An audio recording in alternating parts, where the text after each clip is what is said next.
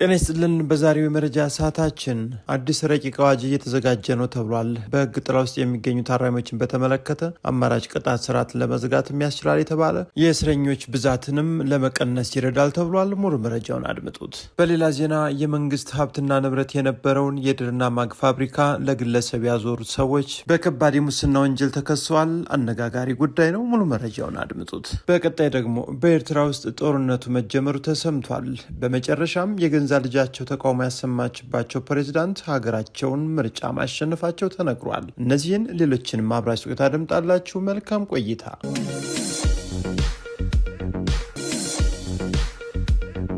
ወደ ቀዳሚ የዕለቱ መረጃ ወሰድናችሁ። በሀገራችን በከፍተኛ ደረጃ በሕግ ጥላ ውስጥ የሚገኙ የሕግ ታራሚዎችን ቁጥር ለመቀነስ አዲስ ረቂቅ አዋጅ እየተዘጋጀ ነው ተብሏል። ታዲያ የፍትህ ሚኒስቴር በእስር የሚቆዩ ታራሚዎች ቁጥር በከፍተኛ ሁኔታ ለመቀነስ ያስችላል ያለውን የአማራጭ ቅጣት ስርዓት ለመተግበር ረቂቅ አዋጅ ማዘጋጀቱን አስታውቋል። የረቂቅ አዋጁ በቅርቡም ለሕዝብ ተወካዮች ምክር ቤት እንደሚቀርብ ሚኒስትሩ ገልጿል። መስሪያ ቤቱ ይህን የገለጸው የሚኒስትሩን 2018 በጀት ዓመት እቅድና የሩብ ዓመት ስራ አፈጻጸም በገመገመበት ወቅት ላይ ነው። የፊት ለፊት ግምገማው መድረኩን ያዘጋጀውም በህዝብ ተወካዮች ምክር ቤት የህግና ፍትህ ጉዳዮች ቋሚ ኮሚቴ ነው። ሮብ ዕለት ጥቅምት 12 ቀን 2018 ዓ.ም በተካሄደው በዚህ የግምገማ መድረክ ላይም ቋሚ ኮሚቴው አባላት በርካታ ጥያቄዎችን አቅርበው በሚኒስቴር መስሪያ ቤቱ ከፍተኛ አመራሮች ምላሽ ተሰጥቶባቸዋል። ቋሚ ኮሚቴው አባላት ከቀረቡ ጥያቄዎች መካከልም ተጠሪነታቸው ፍትህ ሚኒስቴር የሆኑ የፌዴራል ማረሚያ ቤቶችን የተመለከቱ ይገኙበታል። የፍትህ ሚኒስቴር ዴኤታ አቶ በላይነህ ይርጋም የማረሚያ ቤት ጉዳይ የፖሊስ ጣልቃ ገብነት የሚፈልግ እንደሆነም ለፓርላማ አባላቱ አስረድተዋል። አሁን በሀገር አቀፍ ደረጃ በጣም በርካታ ታራሚ ነው ያለው። ይህን ሁሉ ታራሚ ይዘን ይህን ሁሉ እየቀለምን ሕክምና እንዲህ እያልን መቀጠል የሚቻልበት ሁኔታ አለ ብለን አናስብም ሲሉም የፖሊስና የህግ ማዕቀፍ ማዘጋጀቱን ጉዳዩም ለነገ የሚባል እንዳልሆነም አብራርተዋል። በዚህ ረገድም ሚኒስቴር መስሪያ ቤታቸው በርካታ ስራዎችን ለማከናወን ጥረት እያደረገ መሆኑንም ገልጸዋል። ሚኒስትር ዴኤታው ለዚህ በማሳያነት በመጀመሪያ የጠቀሱት በጉዳዩ ላይ እየተከናወነ ያለውን ሀገር አቀፍ ጥናት ነው። ጥናቱም በአሁኑ ወቅት ከተለያዩ ተቋማት በተውጣጣ ኮሚቴ እየተሰራ መሆኑንም ገልጸዋል። በሌላ ዜና ጦርነቱ መጀመሩ ተሰምቷል። ከቅዳሜ ዕለት ጀምሮም ከኤርትራ ጋር ውጊያ እየተከናወነ መሆኑ የደረሰ መረጃ ያሳያል። ሰራዊቱ ሻዕቢያን ለመውጋትም የባህር ኃይል ጦር እየተዘጋጀ መሆኑን ይፋ አድርጓል። ሻዕቢያን በምድርም በባህርም ለመውጋት መዘጋጀቱን ታጣቂ ኃይሉ ይፋ አድርጓል። ካለፈው ቅዳሜ አንስቶ ኤርትራ ላይም እርምጃ መውሰድ የጀመረው ቡድኑም ተጨማሪ የጦር ኃይል አባላትን አስመርቆ ወደ ኦፕሬሽን አሰማርቷል። በኢትዮጵያ አፋር ክልል የሚንቀሳቀሰው የሻዕቢያ ተቀናቃኝ የቀይ ባህር አፋር ዲሞክራሲያዊ ድርጅት አዲስ ኃይል አሰልጥኖ ማስመረቁንም ይፋ አድርጓል። ሻዕቢያን ለመውጋት የተደራጀው ኃይልም መመረቁ የተሰማው ጌታቸው ረዳና አምባሳደር ሬድዋን ሁሴን በቡሬ ግንባር በተገኙበት ወቅት ነው። ከፍተኛ ባለስልጣናትና ጄኔራሎች በቡሬ ግንባር ቅኝት ባደረጉበት አጋጣሚ የቀይ ባህር አፋር ድርጅት ወታደራዊ አዛዥ ስለ አዲሱ ጦራቸውም ስምሪት መግለጫ አውጥተዋል። ታጣቂ ኃይሉ ለተከታታይ 3 ወራት ያሰለጠናቸውን ኃይል ለስምሪት ዝግጁ ሆኗልም ብለዋል። ድርጅቱ ባወጣው መግለጫ የኢሳያስ አፈወርቂን አስተዳደር ለመውጋት የሰለጠነው ኃይልም እስከ መሀል ሀገር ዘልቆ በመግባት ጥቃት መፈጸም የሚችል እንደሆነም ተናግረዋል። የድርጅቱ ወታደራዊ አቅም የፊት ለፊት ውጊያ፣ የሽምቅ ውጊያና ልዩ ኦፕሬሽን መፈጸም እንዲችልም ተደርጎ ሰልጥኗል የተባለም ሲሆን በኢሳያስ አፈወርቂ አገዛዝም ተቀምቷል ያለውን የቀይ ባህር አፋር መሬትን ነጻ አወጣለሁ ብሏል። ወታደራዊ ብቃቱን ተረጋግጦ ተመርቋል የተባለው የድርጅቱ ኃይልም ሻዕቢያን በኃይል ለመገርሰስ የሚያስችል ቁመና አለው ተብሏል። ድርጅቱ በጀመረው የትጥቅ ትግል የቀይ ባህር አፋር ህዝብ መብት ለማስጠበቅና ሙሉ በሙሉ የራስን ዕድል በራስ የመወሰን መብት ለማረጋገጥ ቁርጠኛ መሆኑንም ገልጿል። የድርጅቱ የራስን በራስ የመወሰን ትግል አስፈላጊ ከሆነም እስከ መገንጠል ይዘልቃል የተባለ ሲሆን ከኢትዮጵያ አፋር ወንድም ህዝብ ጋርም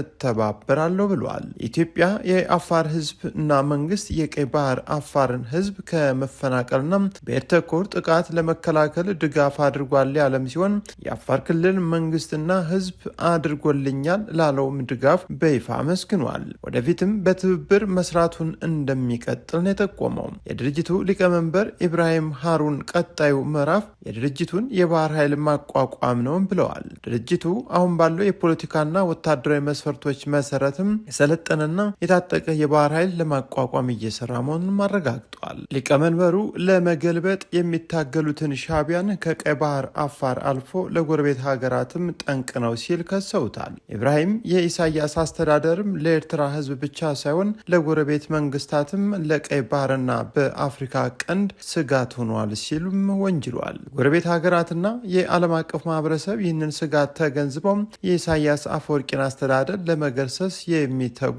የኤርትራ ኃይሎችም እንዲደግፉ ጠይቋል። ድርጅቱ የኤርትራን ጭቆና አገዛዝ በጋራ ለመታገል የሚያስችል ግንባር ለመፍጠር ለኤርትራ የፖለቲካ ኃይሎች ጥሪ ማቅረቡን አንድ አፍታ ሚዲያ ዘግቧል። ወደ ሌላኛው መረጃ መራን። በመንግስት ላይ ከ52 ሚሊዮን ብር በላይ ኪሳራ አድርሰዋል የተባሉ ባለስልጣናት መከሰሳቸው ተሰማም። የቀድሞ የፕራይቬታይዜሽንና የመንግስት የልማት ድርጅቶች ይዞታና አስተዳደር ኤጀንሲ ዋና ዳይሬክተርን ጨምሮ በመንግስት ላይ 52 ሚሊዮን ብር ኪሳራ አድርሰዋል የተባሉ 3 ግለሰቦች በከባድ የሙስና ወንጀል ክስ ተመስርቷል። ግለሰቦቹ ክሱ የተመሰረተባቸው በመንግስት ይዞታ ስር ሲተዳደር የነበረውን የአዲስ አበባ ድርና ማግ ፋብሪካ ተገቢ ባልሆነ መንገድ ወደ ኢትዮጵያ ልብስ ስፌት እና ጨርቃጨርቅ አክሲዮን ማህበር እንዲቀየር አድርገዋል በሚል ነው። በዚህም አንደኛ ተከሳሽ የኤጀንሲው ዋና ዳይሬክተር የነበሩ በየነ ገብረ መስቀል ማዳም፣ ሁለተኛ ተከሳሽ የኤጀንሲው የድህረ ፕራይቬታይዜሽን ንግድና አገልግሎት ዘርፍ ዳይሬክተር ታዬ አድማሱ አዘነም፣ እንዲሁም ሶስተኛ ተከሳሽ የቢኤም ኢትዮጵያ ልብስ ስፌት እና ጨርቃጨርቅ አክሲዮን ማህበር ስራ አስኪያጅ የነበሩት ዋንሚዩንግ ራዩ ናቸው። በክሱ ላይም አንደኛና ሁለተኛ ተከሳሾች የማይገባ ጥቅም ለማግኘት በማሰብ በግል ስራ ዘርፍ ከተሰማራው ሶስተኛ ተከሳሽ ጋር በጥቅም በመሳጠር ፋብሪካውን ተገቢ ባልሆነ መንገድ ወደ ኢትዮጵያ ልብስ ስፌትና ጨርቃጨርቅ አክሲዮን ማህበር እንዲቀየር ማድረጋቸውን ተመልክቷል። ክስ መዝገቡ አዲስ አበባ ድርና ማግ ብሎክ 2 ፋብሪካ በጋራ ኢንቨስትመንት ስምምነት ከግል አልሚ ባለሀብቶች ጋር አክሲዮን ማህበር ሆኖ እንዲመሰረት በቦርድ በተወሰነው መሰረትም በቀን 8/02/2003 ዓ.ም አንደኛና ሶስተኛ ተከሳሽ የጋራ ኢንቨስትመንት ስምምነት ውል መፈራረማቸውን አስታውሷል። ወደ ቀጣዩ መረጃችን ስናመራ የአንድ ወረዳ ህዝቦች መንግስት ወደ ሌላ አካባቢ እንዲያሰፍራቸው መጠየቃቸው ተሰምቷል። በአማራ ክልል ዋግምራ ዞን ሳላራ ሰየምት ወረዳ የቢላዛ ቀበሌ ነዋሪዎች መንግስት ወደ ሌላ ስፍራ እንዲያሰፍራቸው ጠይቀዋል። የቢላዛ ቀበሌ አስተዳደር አቶ ማለዳ ብሬ ለቲክቫ ኢትዮጵያ እንደተናገሩት ቁጥራቸው ከ3500 በላይ የሚሆን ነዋሪዎችም እዚህ ውሳኔ ላይ የደረሱት በቀበሌው ምንም አይነት የጤና ተቋማት ባለመኖሩም ነዋሪው በቀላል ህመም እየሞተና ሕክምና ለማግኘትም ብዙ እንግልት እየደረሰበት በመሆኑ ነው ብለዋል። በመሆኑም ከሳራ ሰየምት ቢለዛ ቀበሌ የሚወስደው መንገድን በመበላሸቱ ትራንስፖርት አገልግሎት አይሰጥም። በዚህ ምክንያትም ወላዶችን፣ የታመሙ ሰዎችን ለሕክምና ይዘን የምንሄደውም በቃሬዛ ተሸክመን ነው።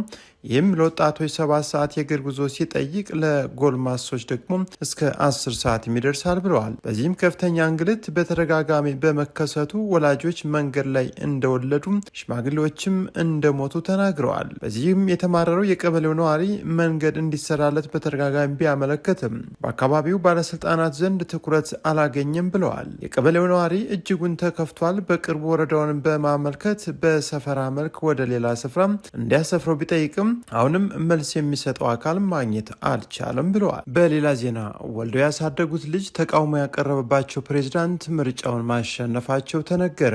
የ92 ዓመቱ ፖል ቢያ የካሜሩንን ሀገራዊ ምርጫ አሸንፏል ሲል የሀገሪቱ ምርጫ ኮሚቴ ገልጿል። ፕሬዝዳንት ቢያ ምርጫውን አሸነፉ የተባሉት 53.6 በመቶ ድምፅ በማግኘት እንደሆነ ኮሚቴው አስታውቋል። ዋና ተቀናቃኛቸው ኢሳ ባካሪ ማግኘት የቻሉት 35 በ95% ድምፅ ነው ሲል የካሜሮኑ ምርጫ ኮሚቴ ያሳውቋል። የምርጫ ፖል ቢያን ለ8ኛ የስልጣን ዘመንም እድል የሰጠ መሆኑን የገለጸም ሲሆን ህገ መንግስታዊ ምክር ቤቱ በመጪዎቹ ቀናት የመጨረሻውን ውጤት በይፋ ያረጋግጣል ተብሎ ይጠበቃል። የፕሬዝዳንቱ ፖል ቢያ ሴት ልጅ ብሬንዳ ፒያ አባቷ በምርጫው መወዳደራቸውን በመቃወም ለሀገሯ ህዝቦች ለ92 ዓመቱ አዛውንት ድምፅ እንዳሰጡ ስትል በይፋ መጠየቋ ይታወሳል። የፕሬዝዳንቱ ልጅ በአባቷ የ43 ዓመታት የስልጣን ዘመንም በካሜሮን ድህነትና ስራ አጥነት መስፋፋቱን በመግለጽ ነበር ካሜሮናውያን ለፖል ቢያ